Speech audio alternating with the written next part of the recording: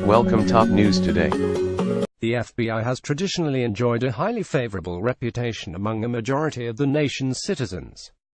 Despite controversial programs that sometimes employed illegal forms of surveillance and enforcement methods such as those used on black citizens lawfully protesting racial segregation, individuals in the Red Scare of the 1950s and long-haired students and others protesting the war in Vietnam during the 1960s and 70s, this reputation endured. American presidents continued to steadfastly defend a bureau that is, until now. Some of Trump's recent criticisms of the agency relate to the alleged activities of FBI Special Agent Peter Strzok and FBI lawyer Lisa Page. An investigation by the Justice Department's Inspector General revealed that the two exchanged text messages strongly indicative of anti-Trump and pro-Clinton bias, while Strzok played a critical role in the Clinton investigation and a subsequent lesser role in Mueller's Trump-Russia probe. A CNN reporter, in a news article after the text message controversy erupted, wrote that an attorney for Strzok did not respond to a request for comment, and Page could not be reached for comment. In addition, the president continues to call the Russia investigation a witch hunt and to castigate the agency's deputy director, Andrew McCabe, for alleged bias and incompetence. Last Saturday, the president tweeted that former FBI Director James Comey, whom he fired, is a liar and called him Lincoln James Comey.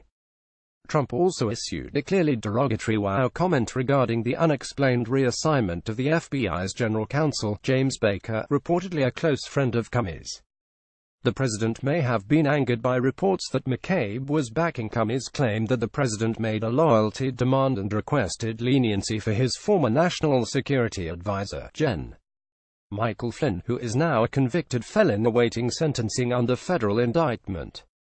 When use of the text messages between Strzok and Page came to light against the backdrop of claimed McCabe improprieties, it became harder to just dismiss all of Trump's FBI conspiracy claims as delusional, though many of his critics do. Strzok was one of the FBI's top counterintelligence agents supervising the investigation of Clinton's controversial email problems. He subsequently joined Robert Mueller's Trump-Russia investigation, and the question lingers as to why his obvious anti-Trump prejudice was not uncovered in his job interview for the position with Mueller. Why didn't McCabe warn Mueller of Strzok's likely bias, which he should have known from his own day-to-day conversations with Page and Strzok at FBI headquarters? Page reportedly worked for McCabe, who certainly also had frequent contact with Strzok, again, the FBI's No. 2 counterintelligence agent. This assessment is admittedly speculative, but it is speculation grounded in common sense. Strzok was abruptly removed from the Mueller investigation in mid-summer of 2017. It seems that he had exchanged a series of 375 text messages with Page, clearly documenting the joint revulsion at all things Trump. The president is variously described as a loathsome human, an idiot and a dutcher, while they describe the prospects of the president's election as terrifying. The shocking aspect of the Strzok-Page discussions about the terrifying possibility of Trump's election is that some of those discussions may have taken place, according to one of Strzok's texts in Andy's office. CNN has reported that the text was presumably referring to the office of FBI Deputy Director Andrew McCabe in August of 2016. Page had previously opined, according to the text, there's no way he gets elected. Strzok, however, texted that even if Trump's election is a long shot, I want to believe the path you threw out for consideration in Andy's office, that there's no way he gets elected, but I'm afraid we can't take that risk. It's like an insurance policy in the unlikely event you die before you're 40. The most benevolent interpretation of this Strzok statement, as suggested by the Wall Street Journal, is that Strzok was advocating a fast and aggressive pursuit of the Russia investigation because some of Mr. Trump's associates could land administration jobs and it was important to know if they had colluded with Russia, according to the Journal story. But there is more. Strzok was the FBI agent who changed the language used by former Director Comey in his controversial July 5, 2016, public statement clearing Clinton of criminal charges regarding her handling of classified materials. Strzok changed the final draft wording of Comey's statement from grossly negligent, which is commonly used in criminal cases, to the softer, non-criminal, extremely careless wording. Trump supporters would point to this as evidence that Strzok, the FBI's No.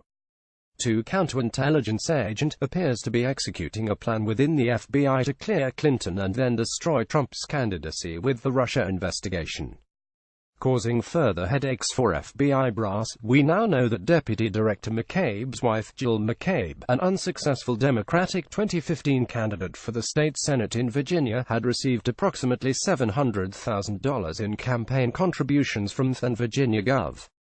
Terry McAuliffe's Political Action Committee and the state's Democratic Party.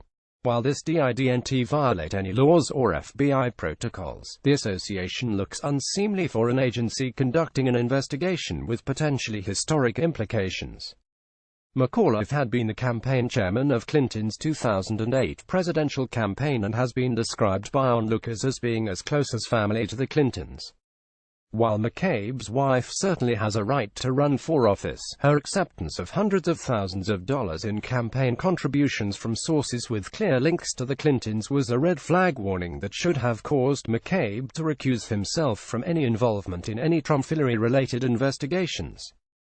He had no business calling any of the shots in these sensitive probes that would likely influence the outcome of the presidential election. The FBI has stated that McCabe acted in accordance with stated agency protocols while his wife was running for office. McCabe remains a very important figure in the unfolding Mueller investigation. The latest reports are that McCabe may be a key witness backing Comey's claim that the president had improperly asked him to terminate the Flynn investigation. McCabe's credibility, however, may now be compromised by the facts and circumstances regarding Strzok's text messages, the meetings in Andy's office, and the political contributions given to McCabe's wife. While I rarely agree with much of what the president does or says regarding legal issues, this time HES got it right. The FBI's reputation has been severely damaged not by the president's criticism but by a systematic failure of the Bureau's leadership. The field agents of the FBI should still retain the trust of the American people. Their honor and dignity has not been compromised, but the Bureau's leadership ranks require a prompt and thorough house-cleaning by the new director, Christopher Wray. The Bureau's leadership has forfeited the reputation of a cherished American institution.